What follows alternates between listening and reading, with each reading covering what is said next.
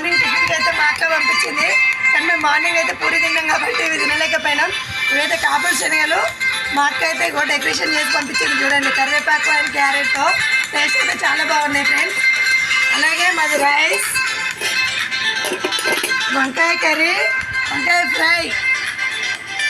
Fry, మార్నింగ్ది puri, అలాగే నైట్ది కొంచెం మార్నింగ్ది కొంచెం పూరి కర్రీ, పెరుగు అయితే లీటర్ పాలు ఫ్రెండ్స్.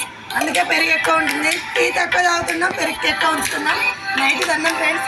ఈ అక్క ఏంది అన్ని నైట్ చూపెడుతుంది అనుకున్నారు ఫ్రెండ్స్. మాకైతే పొదుపు ఎక్కువ, అందుకే కొంచెం కంట్రోల్లో తింటాం.